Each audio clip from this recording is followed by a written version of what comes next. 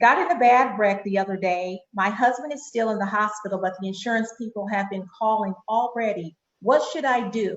I'm really upset and I don't want to say the wrong thing. Thank you so much for your question, Kim. Well, Kim, that's actually a good question, a question that a lot of our clients, mine and Rockies both have when they're in a bad accident. The first thing I can tell you, if the accident is as bad as you indicate that it is, you're probably going to need a lawyer to help you navigate through the insurance scheme, I guess, and to be able to tell whether or not you're going to be able to get the best possible result. By contacting a lawyer, they're going to be able to give you advice on whether or not you should give a statement, which we generally do not allow folks to do. Just letting your insurance company know that there has been an accident or the other side, or it's someone else's fault, is certainly okay. But that's normally done through a lawyer writing a letter so that they don't contact you directly and get any information from you that they're not entitled to. Rocky, do you have anything else to add to that? Yeah, you know, when somebody's hurt severely and they're in the hospital, they're really in one of the most vulnerable states they're ever going to be. First off, you're trying to get better. Your loved ones are concerned. The last thing you're thinking about is a lawsuit. And that's when a lot of times, I've seen it happen so many times over the last 20 years, where an insurance company will swoop in and say, hey, we'll pay your medical bills and we'll give you $5,000 on top of it. And at the time, that may seem like all the money in the world when you can't work and your kids need clothes and, you know, you have to put food on the table and you can't do it because you're in the hospital.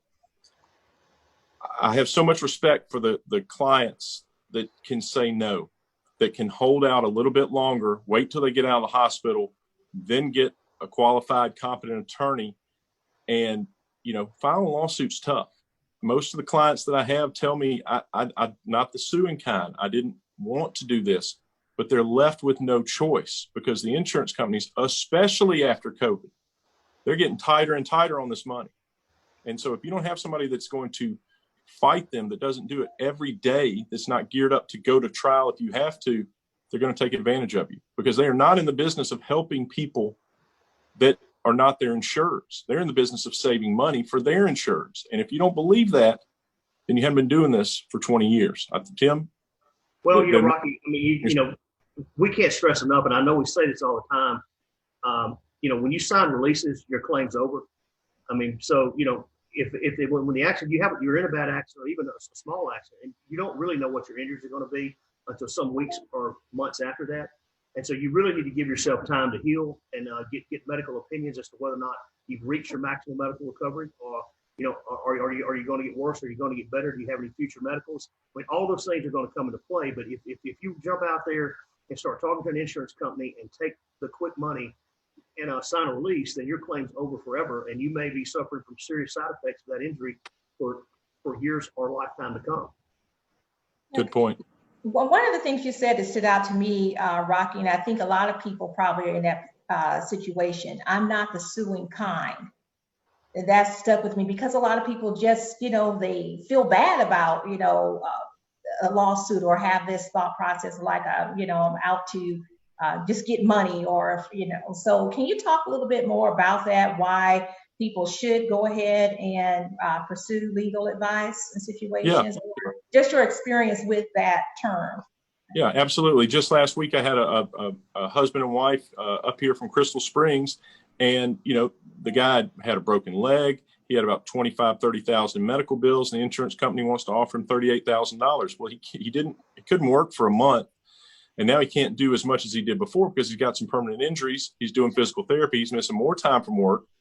The wife stays home, so she's not able to earn money out in the market. So what are they supposed to do? So 30,000 medical bills. He's missed a couple months. He's going to miss more time than that. He's never going to be the same.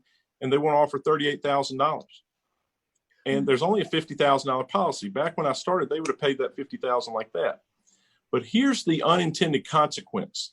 And this is, if I'm in a wreck and it's my fault, I want to know that my insurance company is protecting me, because what they're doing is these insurance companies won't even tell us a lot of times what kind of policy, the amount of the policy limits.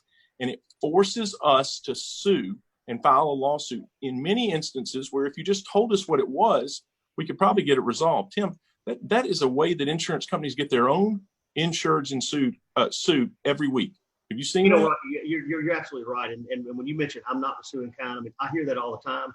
I think that the U.S. Chamber of Commerce ads and the tort reform push, as well as insurance companies in general, have created a stigma associated with filing a lawsuit. When in fact, the reason that you're filing a lawsuit is because you have been injured, or the reason you should be filing a lawsuit is the fact that you have been injured and you're not able to get the compensation that you deserve from dealing with the insurance company directly. That's the reason lawsuits have to be filed. I mean, unfortunately, we're have our hands tied behind our back many times of even knowing what the insurance policy limits are on an accident without filing a lawsuit. So, I have folks come in the office go, I'm not the suing kind. Well, you become the suing kind when you have to protect your interests and your rights, and filing a lawsuit in those instances there should not be a stigma associated with it like it has been based upon the negative PR that's been put out there by folks like the U.S. Chamber of Commerce.